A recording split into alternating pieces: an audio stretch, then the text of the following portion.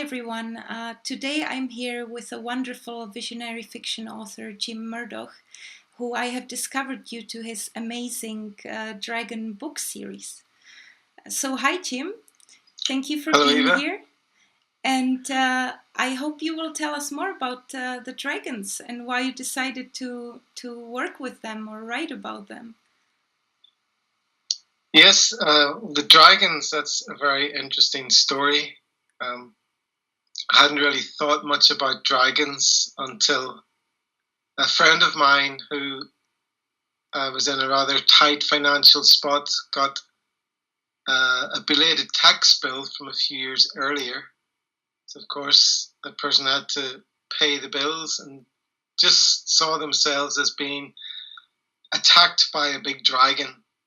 That was their expression. I feel like I'm being attacked by a fiery dragon.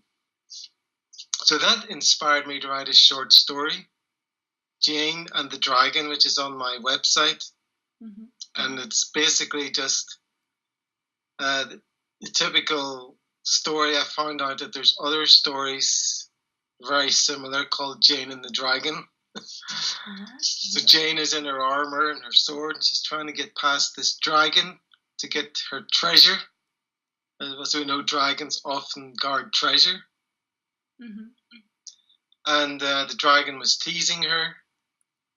And eventually all she had to basically do was just give up fighting and just accept her situation. Mm-hmm. And she could walk just past the dragon and, enjoy all the treasure that was there. Mm-hmm. And I think the message I was trying to get over there was that, we fight so much against our situations. And all we have to do is basically just accept it. Mm-hmm. And we hear people saying, let go and let God. Mm-hmm. No, that's basically the message of the short story. Just let go and just let happen what's going to happen, and the good will always come. I guess the dragon energy that I have written about, that I've created, if I'm the creator, is, first of all, I see it as benevolent. They're friendly. Mm-hmm. They're there to help us. But don't step on their toes. Don't insult them, because you might upset them. Mm-hmm. So it's a kind of a thing we need to treat gently, treat with respect, and they will return whatever it is we desire. My research on dragons, I was reminded also of the old stories we hear of our planet Earth. Mm-hmm. There are some ancient stories where our planet Earth has in the center a sleeping dragon or sleeping serpent. Yeah. And there's a lot of,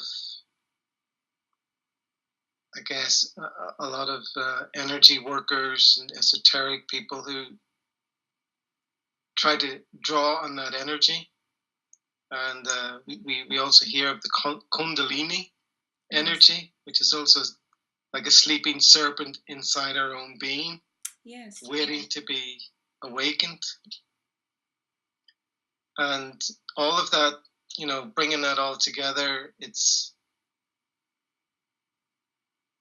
kind of an energy that has to do with our core being, I think. Mm. And if we awaken that energy, we can achieve many great things. Mm.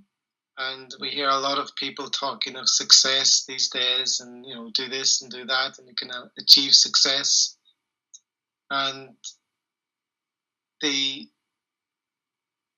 thing that we really need is to reach success in any area of our lives is basically to activate that inner energy. Mm.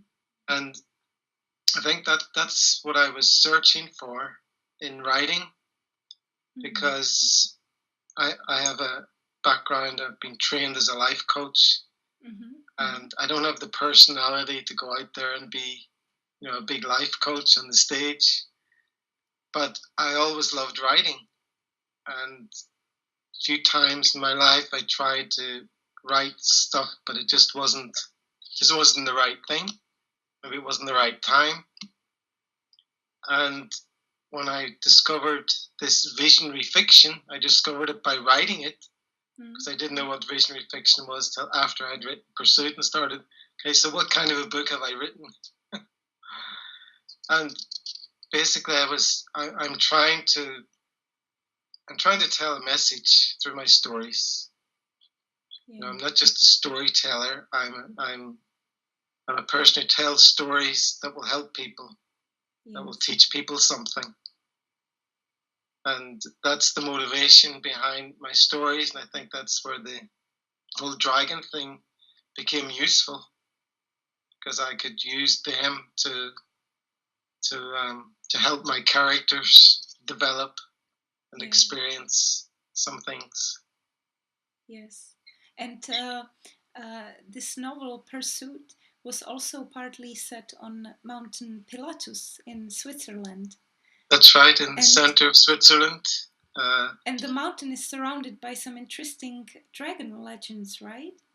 It is, and once you're up in that mountain and you look down, it's surrounded on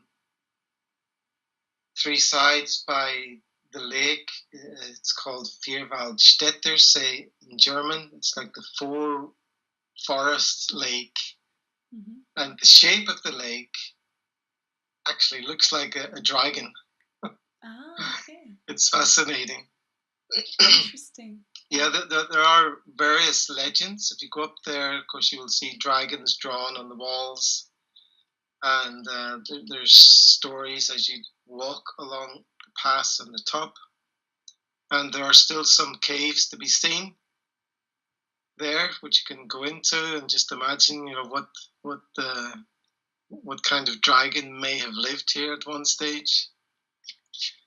There was a young man, whatever he was doing up the mountain, probably just getting fresh air or something, but he stumbles and he falls into a crevice and hurts himself, and he can't get out.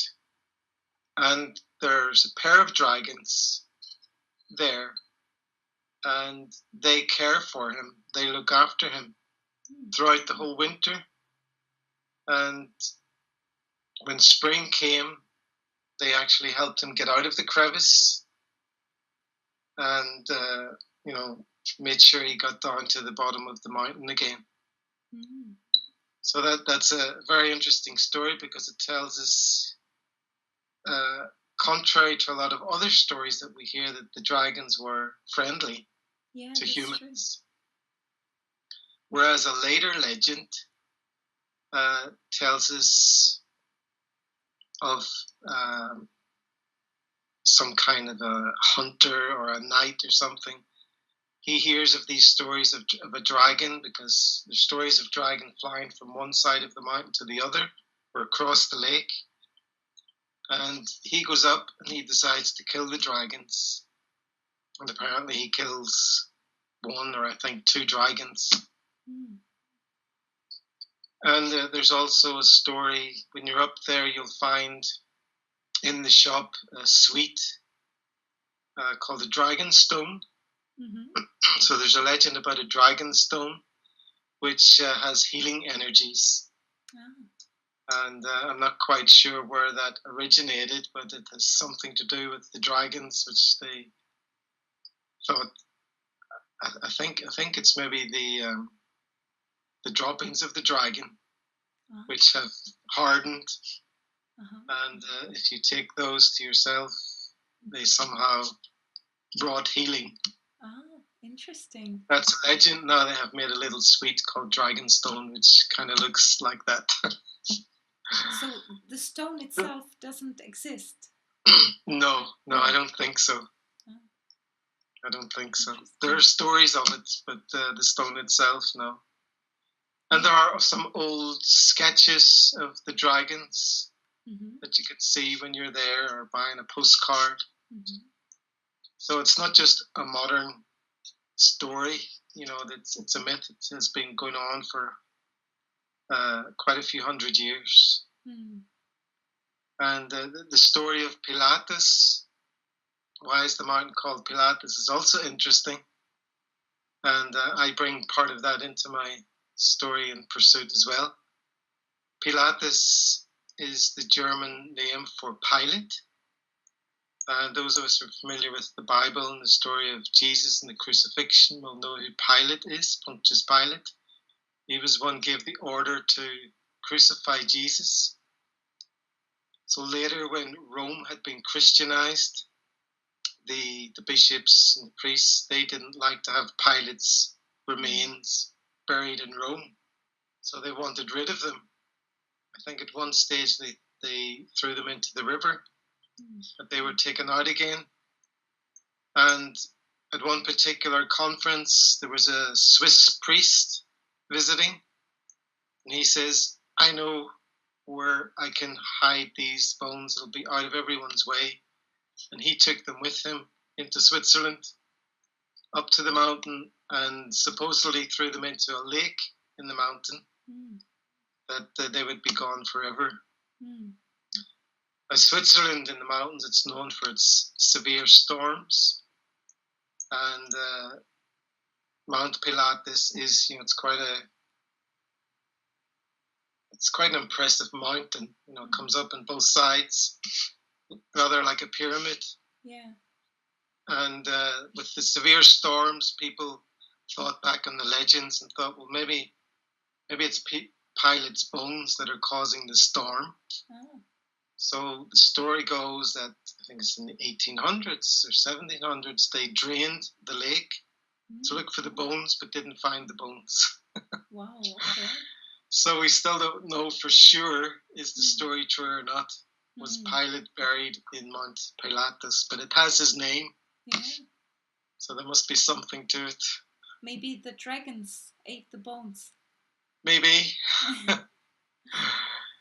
That's one of the little twists that I bring into my story, because Pat, when he's looking for the dragon bones, he also finds these human bones wrapped up in old cloth in the cave. So, could be Pilates, who knows? And actually, your third novel is also set in a very interesting environment of these circular stone structures in Africa, right? South Africa, yes, that's the giants of Glorbering. Yeah.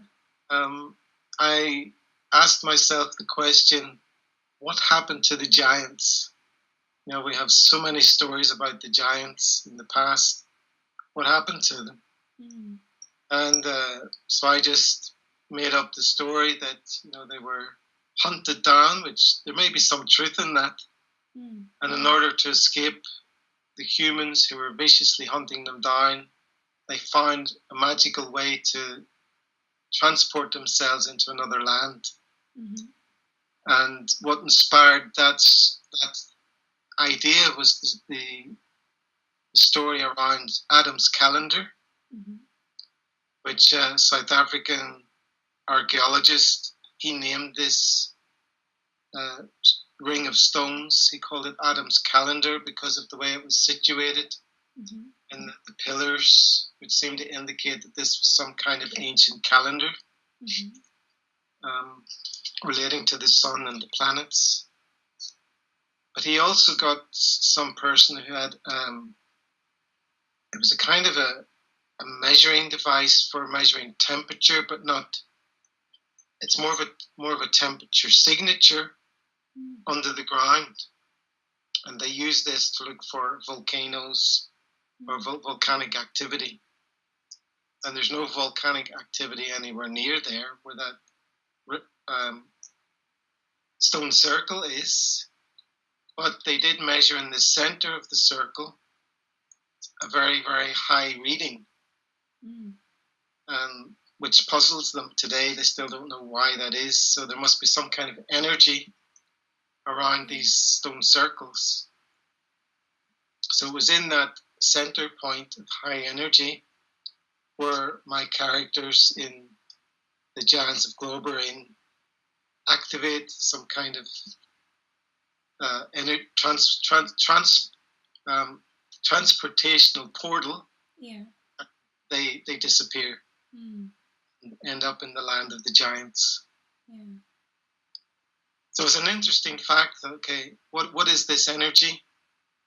Let's use it, in the story to answer the question where the giants went. Yeah. It's not the only stone circle. There's apparently tens of thousands of those all over South Africa.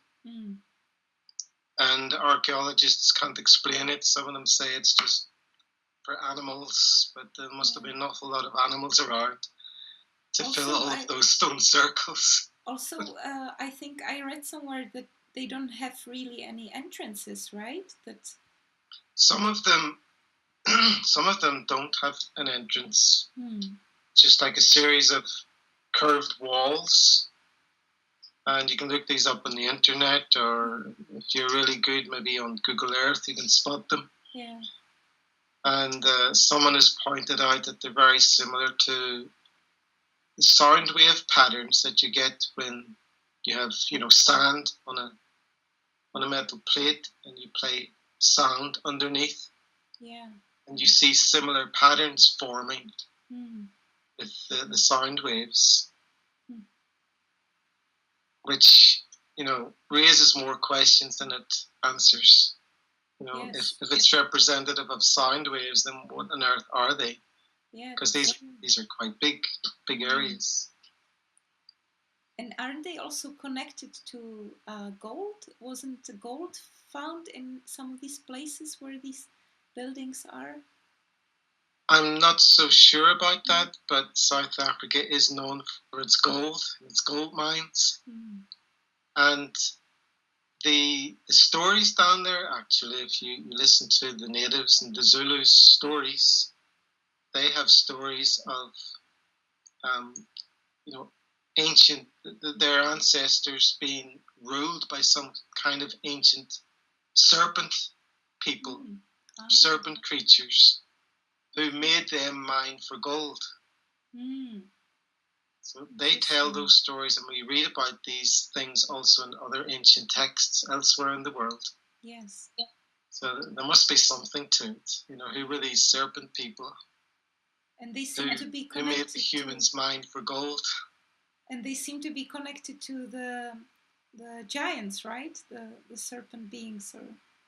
Yes, I think so. I think so. There's lots of stories, even in the Bible, where we read of the Anunnaki, who were the offspring of some kind of relationship between the serpent people and humans. Yeah. Last time we spoke, we both agreed that when we write, we feel like we are channeling the stories from some big universal library. Yes. And yes, I feel that when people ask me, where did you get that story from, or what inspired the story? Sometimes I can point to a little incident like I explained with Jane and the Dragon, but where did the Einar story come from? Where did the Pat story come from? Where did the giant story come from? Sometimes when I'm writing, I surprise myself. It's almost as if someone's dictating and I'm just writing it down. And, I'm a computer specialist, I'm a programmer, and with today's technology, we speak a lot of, uploading, downloading information from the internet. And when I write, it's rather similar. It's like downloading from somewhere. Yeah. It's like I've made a connection, and this story starts to flow. And all I'm doing is writing it down. Yeah. And are you aware of maybe some helpers, some spirit guides that help maybe you? Maybe the dragons. I don't know. Yeah. Maybe I have a dragon or two here looking over my shoulder. I have one here. He's watching me. He's inspiring me to write the next dragon story. Yeah, that's a beautiful one. But I got it in Bali. Yeah. And it's hand carved from one piece of wood, and we can see also the spiral effect. Yeah. It reminds me of the serpent in the Tree of Life, in the Scandinavian or Nordic Tree of Life, you know, that is in the Yes, or center. the Kundalini that I mentioned earlier is also a similar spiral shape. Yeah. Very Yes. nice. Well, you know, it could be, I don't know what it is. Is it an angel or some kind of spirit being, or is it my own higher being channeling these stories to, you know, to my physical being? Yeah. I don't know. I can only guess, but I know there's something.